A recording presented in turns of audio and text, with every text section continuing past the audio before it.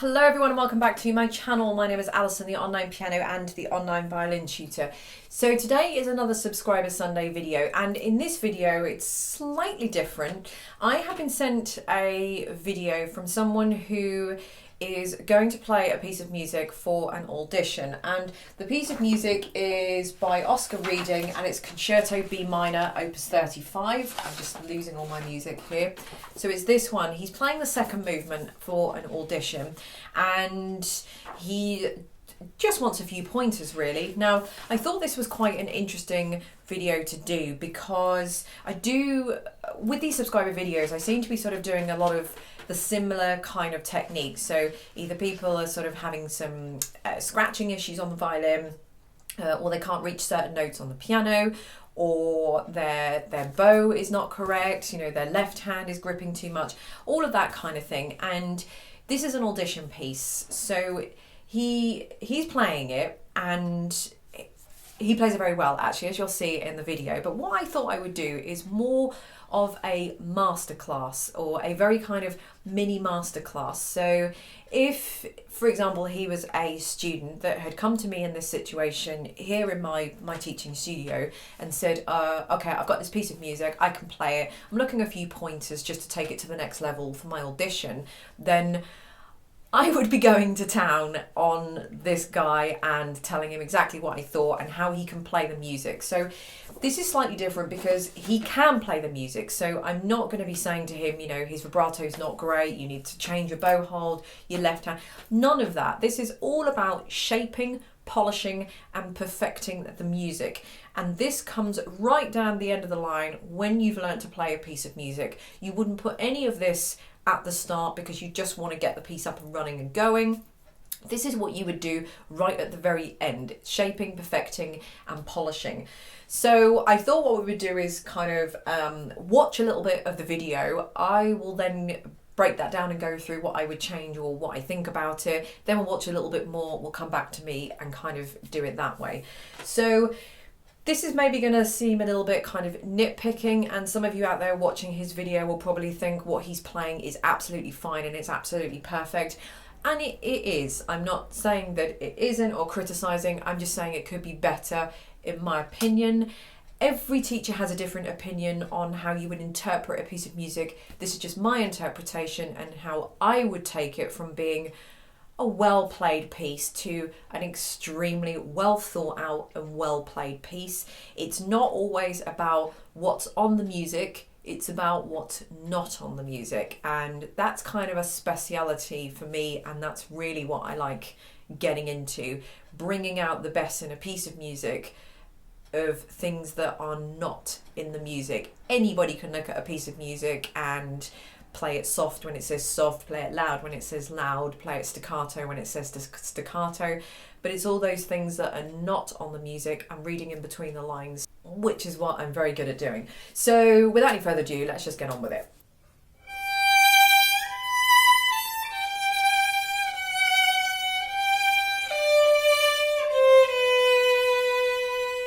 Okay, the first thing there then is I didn't like that shift that he did going down. So I'll have a link to this sheet music underneath this video. So it started off fine.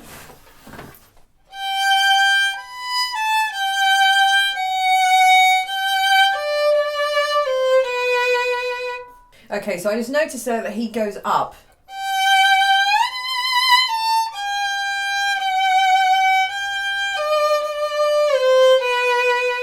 Now, I wouldn't have done that. The reason why I wouldn't have done that is because I don't like the slide in the beginning.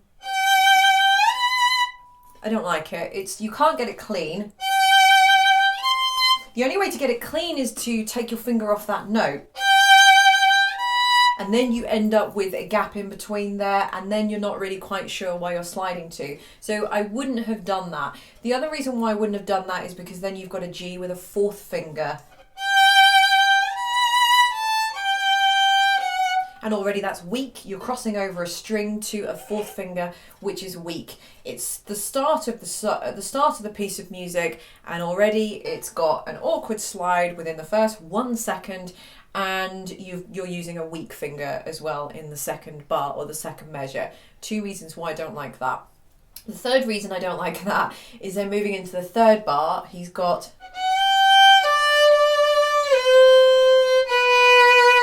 Doesn't sound very good, does it? Ooh. Don't like that slide there. So if you did the whole thing in first position, I think that would be fine and there's nothing wrong with that.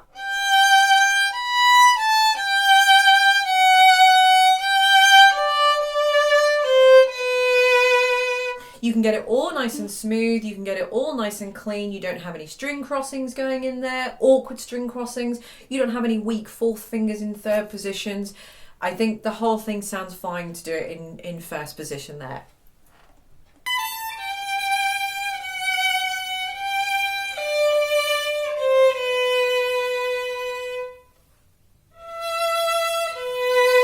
So he had a little bit too much of a break there.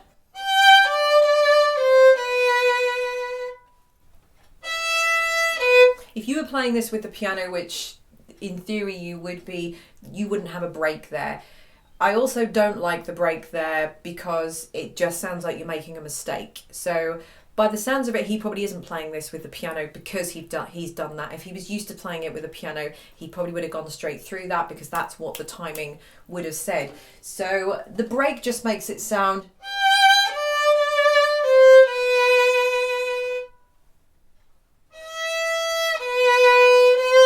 It's too wallowy for me, there's too much time there, there's an awkward silence there, there's a wrong amount of silence there.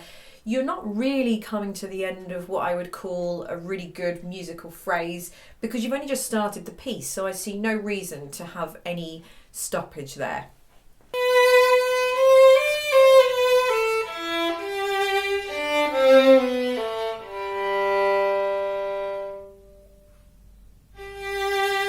So again, just the same thing there, just a little bit too much of a stop there.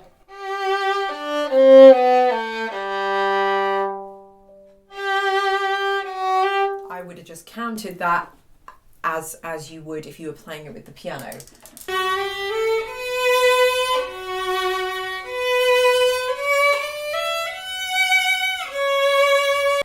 So again, he's moved up to a position there. I'm not really sure I like that.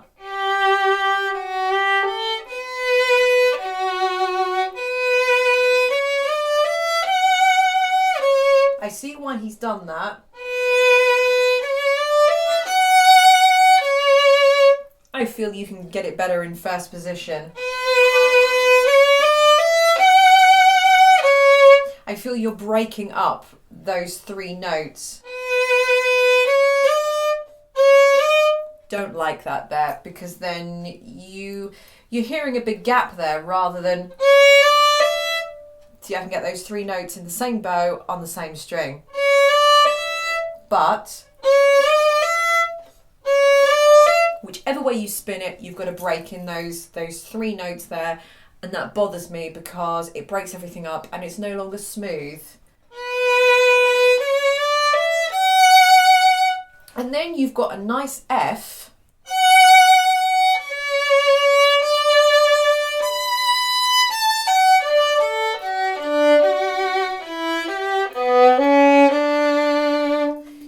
You're going onto the E string because the whole phrase is getting louder.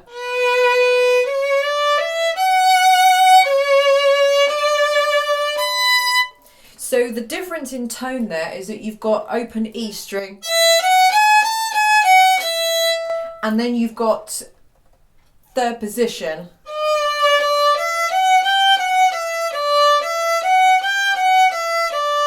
So even though some of those notes in third position on the A are the same as the ones all on the E string, the E string is going to give you a much louder, brighter and much richer tone than playing on the A string. The A string is almost like a muted version of what you're doing on the E string. Now the whole thing is reaching like a climax there.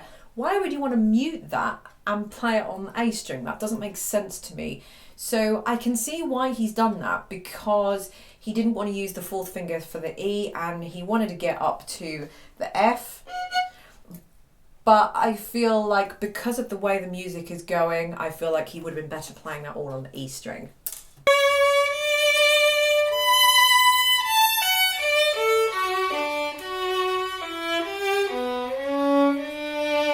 So he's moved at the end there, which, yeah, I don't mind. You could do that. Again, it does break up the phrasing a little bit, so I think you'd have to do a lot of work to somehow incorporate that in, or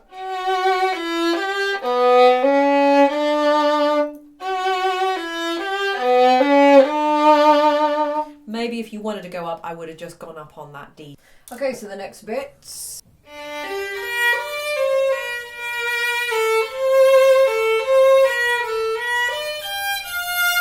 So he just needs to watch his B flats there, his first finger.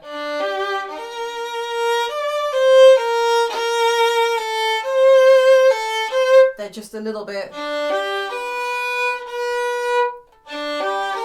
There's something quite off with, a little bit off with them. So he just needs to make sure that he pulls that first finger back far enough. Now I notice that he goes up for the B flat.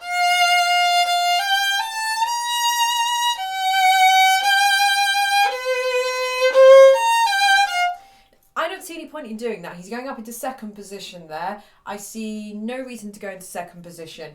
Normally you have first position, then you have third position, fourth, fifth, and it goes up from there on, you know, depending on how high you want to go up here.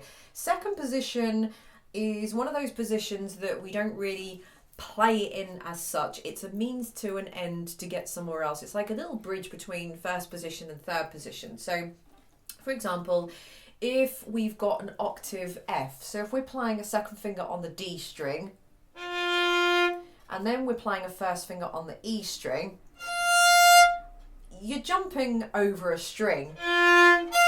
So that's very hard to do that without having a break in the middle or hitting that A string. Now what we would do is go into second position, where you would play first finger for the F, and then your fourth finger would play the F, that F that was on the E string. Obviously we'd play it on the A string, but you've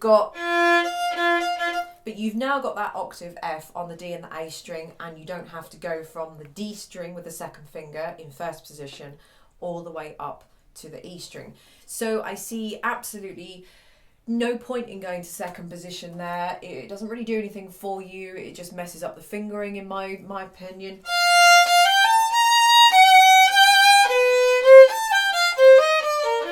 I don't see any benefit to doing that. The only thing he's done is created an extra slide, an extra bump in the road to get there.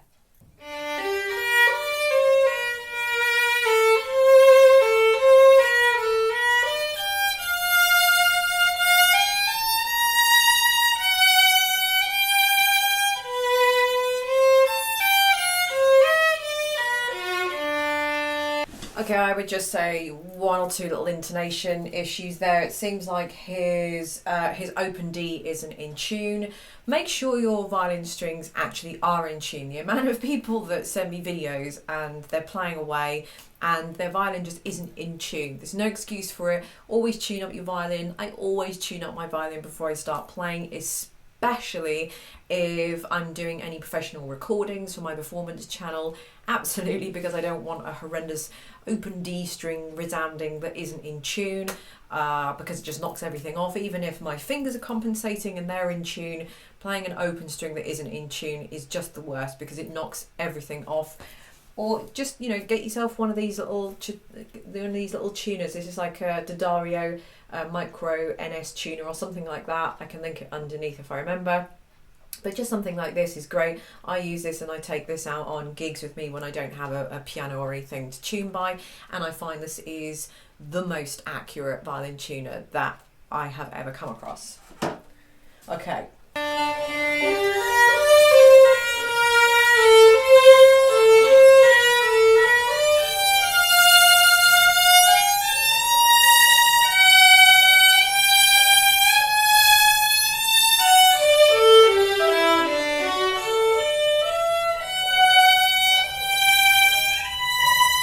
So that bit sounded absolutely fine to me. It was nice and strong. He did a little ritardando there where he was supposed to. Nothing really much to say about that. All good there.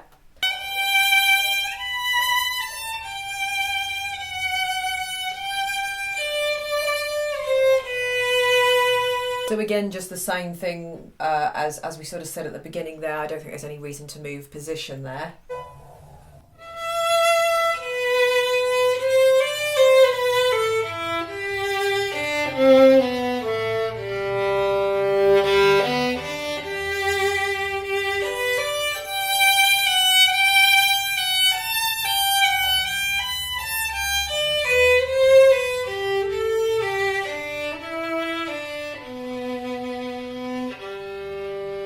So in my opinion, there was just a little bit too much of a writ at the end there. There's nice to have a little bit of a writ there, as you would, because you're coming to the end of the piece, and that's fine, but just, you know, too much.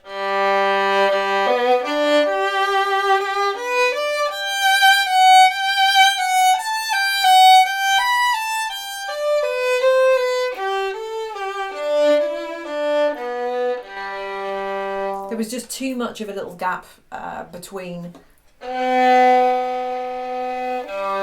know, just over milking it to the point where it's just gone a little bit OTT, a little bit over the top.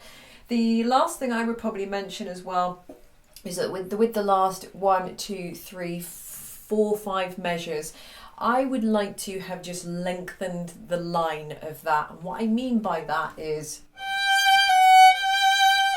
so from this point onwards,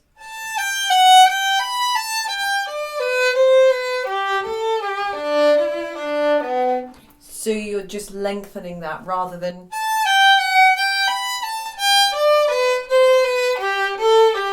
instead of them being 3 different notes in different blocks,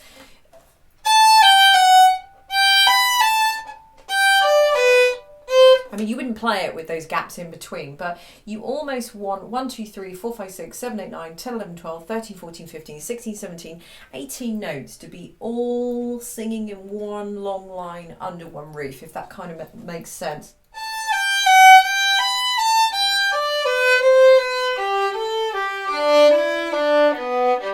So do you hear the difference there rather than...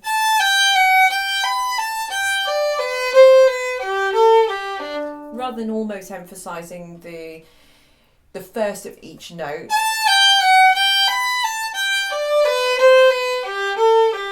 1, 2, 3, 1, 2, 3.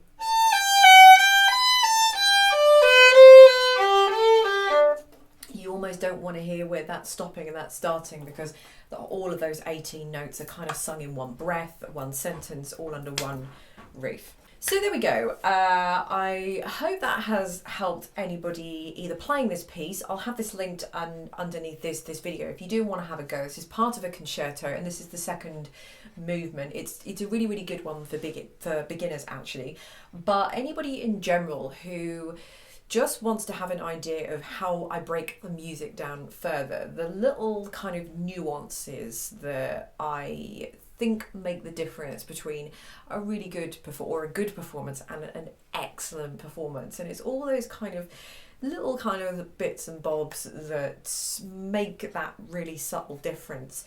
If he were coming to me in real life, I would probably go through in a little bit more detail than I would do on a video, as I just want to get this, you know, this is a video, so I don't want to make this video monstrously long.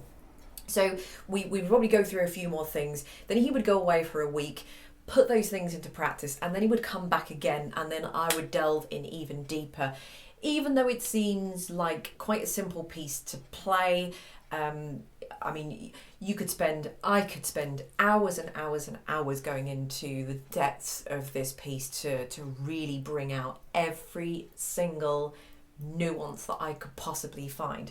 And as I said, that's what I really like doing. I really like doing kind of masterclasses. I really like polishing, perfecting, and you know, taking pieces from, you know, okay, to really well. And yeah, it's a speciality of mine, and it's what I really like doing. So I hope this has kind of given you a little bit of an insight of how I would do that, the things I would look at and the reasons why and I wouldn't.